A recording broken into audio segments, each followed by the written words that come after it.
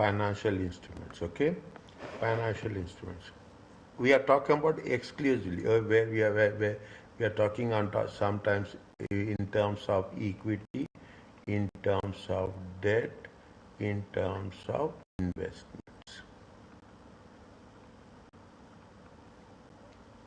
Is that we are talking exclusively how we have to treat it. Okay, very serious. Plus, this is the first part. Okay, the second part we are talking in terms of derivatives.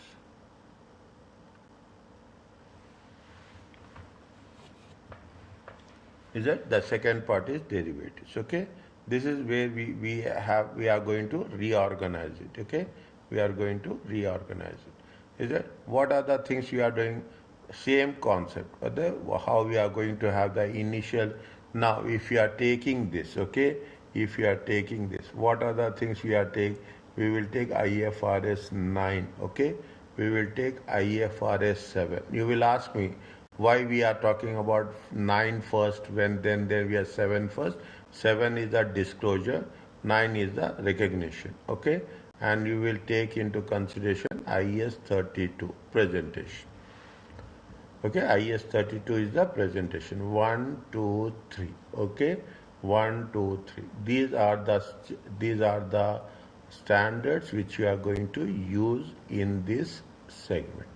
Evaluate and apply initial recognition, measurement of financial instruments, including there is a concept called as business model test. Okay, business model test. What is the subsequent measurement at the end, at the year end? Okay, at the year end with respect to the financial assets and financial liabilities, with respect to the fair value options. Okay, fair value options means again we have to take into consideration IFRS 13. How is it right? And any financial modification. If you are going to repay it, is right? If you are going to repay it, the loan or equity, there is a de-recognition of a financial assets or liabilities. What is the treatment? What is the treatment with respect to the recognition? What is the treatment with respect to the measurement? What is the treatment with respect to the subsequent measurement? And what is the treatment we have to accord to the de-recognition? Okay, how we have to classify financial assets. When you are talking about the financial assets, what is the conditions of with respect to the current assets and non-current assets? Okay, and here we have made derivative. Is that this is the first part?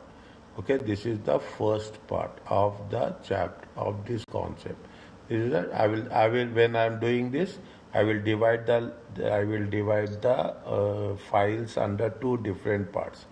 Okay, what is the derivative instruments? What is the apply the criteria of hedge accounting? Any idea about derivatives? Tell me.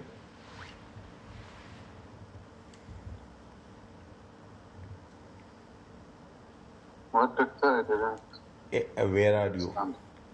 Any idea about derivative?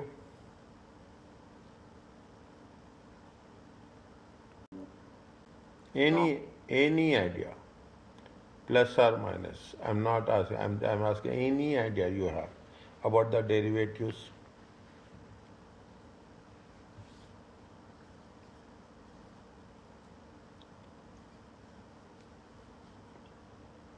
Fine, no problem. Okay, I will tell you. Okay, derivative. Is that this was accounted with financial instruments, like from where you are getting your funds and like this? No, derivatives is the how we are going to work with the we don't have the asset, but we will derive the value of the asset, underlying asset. We derive the value of the underlying. We don't know anything.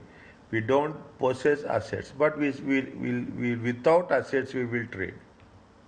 In simple words, is that in simple words? Is that we are trading? What will happen? We will trade something for the next 6 months, next 3 months. Okay, deriving the value of the underlying asset. Okay, deriving the value. It is nothing but covering the risk. Okay, it is nothing but hedging is nothing but you are covering the risk.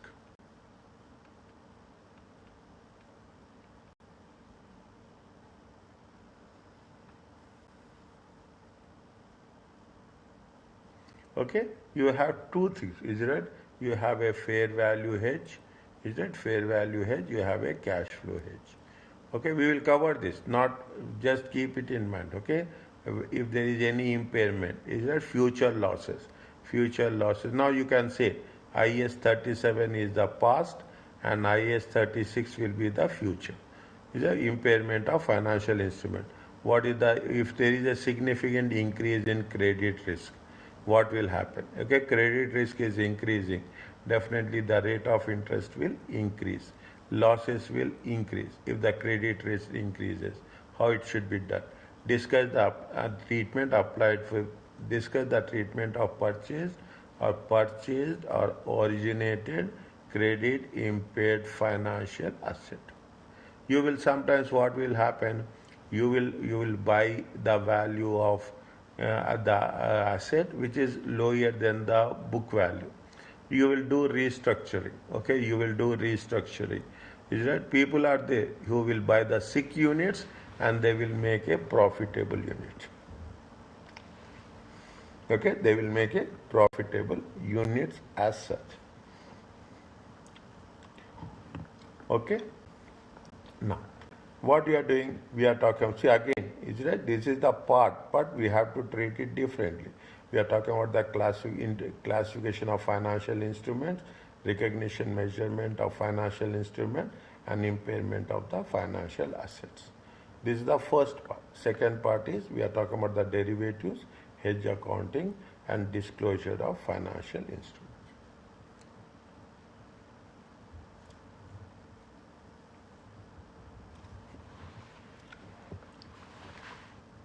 Every chapter will have, is it right? We have, see, some of the contents for exam we have done, some of them been covered in financial reporting in the, and but the situations you encounter in SBR exam will be more complex. Okay, more you will introduce new issues such as impairment and hedge accounting. Okay, now very clear, very much focus here. What we are going to work it out, very focused. What is the financial instrument? Financial instrument, financial liability, financial asset, clear terms and conditions are there. As per IFRS 9, okay, as per IS 32, a financial is any contract. This is right, make it a point. This is as per, okay. Is it? Any contract that gives rise to an asset or a finance of one entity and a liability of another entity. Either it is a liability or it is a equity instrument of another. This is the instrument. What is the instrument? For one person it is an asset, and for other person it will be an equity or liability. Okay. This is the what is the financial asset? Financial asset will be cash. It will be equity instrument of another entity. Means you are making what? You are making an investments. If there is a contractual right to receive cash, okay, it is in terms of receivables. Is it right? Receive of another financial asset from another entity. A contractual right to exchange instrument with another entity under conditions of potential favorable. Means you are going to have some positiveness. Okay, you are getting something more. Okay, you are that exchange financial instruments. A non-derivative, okay, non-derivative contract means there is a simple contract for which entity is obliged, okay, obliged to receive a variable number of equity instruments. It's a non-derivative contract. It is not a derivative. Means sometimes what will happen, you will have a convertible, okay, you will have a convertible shares will be there, equity shares will be there. Is it a simple transaction as best as possible? Is it should be a cash, is it should be a cash, it should be an equity instrument, it should be a part of the receivables, it is a part of a contractual financial exchange instrument, or it is a non-derivative contract. Is that this is the, I am dividing this very structurally, but they have also made it very clearly. First is the financial instrument, the second is the financial asset. what is the financial liability to deliver cash or another financial asset? Is it right? Usually it is the payables. An obligation to exchange instrument with another entity under potentially unfavorable. Definitely, when you are talking in terms of payment, it will be unfavorable. When you are receiving some from something, it is going to be favorable for you. Okay. A non-derivative contract is means a simple contract in which entity is obliged to deliver number of equity on, means you are saying that we are going to convert the number of shares into equity. Is it? You are going to convert. There is a non-derivative, simple, obliged to deliver a variable amount of shares. Is it? This is the third part. Okay, this is the first part, this is the second part, this is the third part. The last one is the equity instrument. Is a contract that evidence the equity is nothing but the residual interest, whatever the amount available after paying all the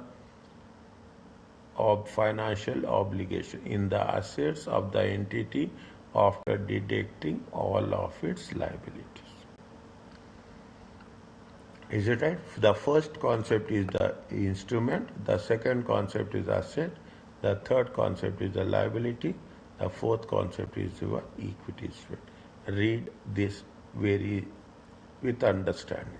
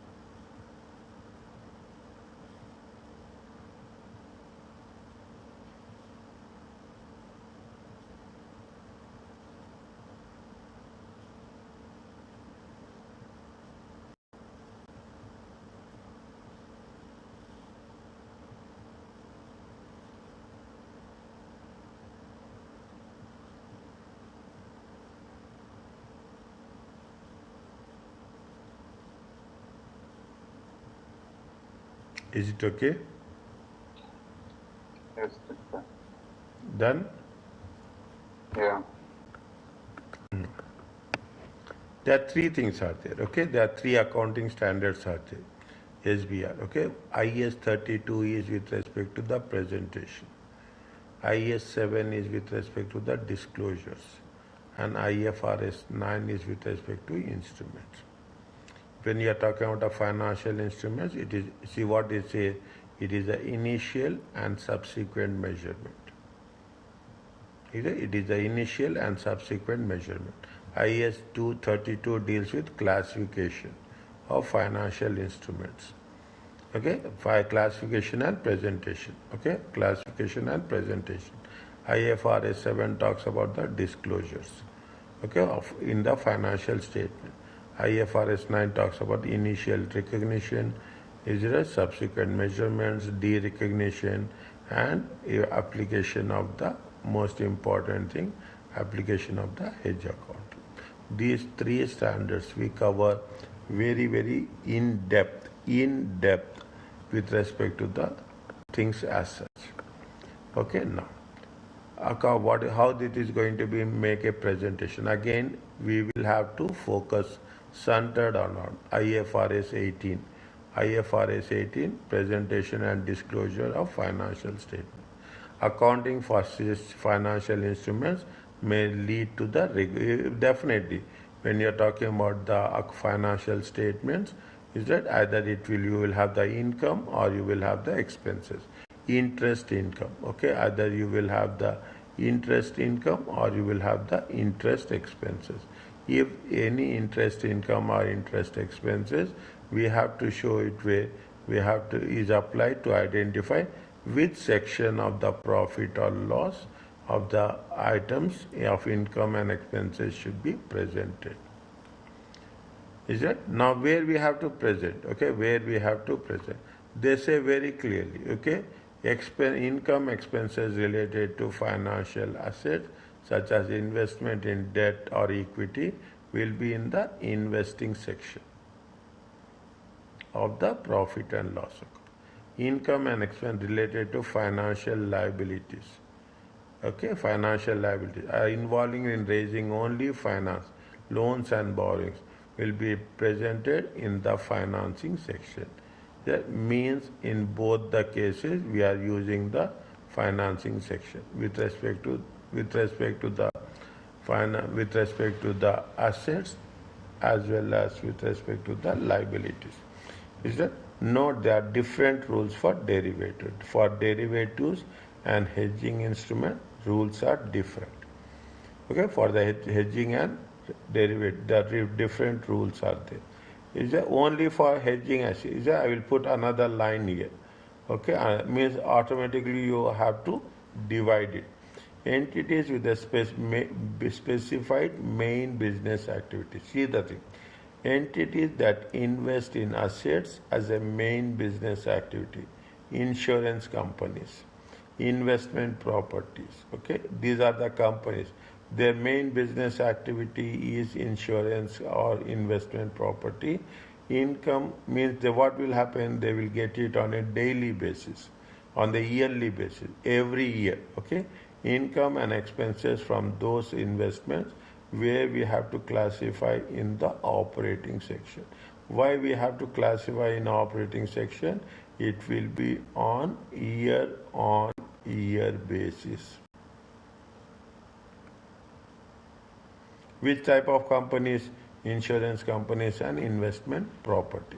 For entities that provide finance, banks, okay, for income and expenses related to financial liabilities, is it? If you are talking about the providing of the finance, we are taking the loan.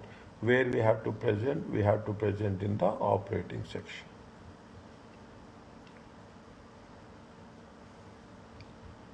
Okay, this is with respect to what? This is with respect to the business activities. Okay, in this chapter, unless they also make this way, unless specifically noted in the question, the scenario we assume that entity in question does not invest in assets or provide finance as a business activity. If they say that the company is providing finance, then only it will happen. Otherwise, in most of the cases, in most of the cases, I will make it very clear. In most of the cases, it will be financial assets or financial liabilities. Unless until they say it is an insurance company, unless until they say it is going to be investment property, then we have to think about the operating section. Otherwise, if they don't mention anything, straight away you put it in the investing section. Are you clear about this? Yes, sir. Okay. Can we complete tomorrow?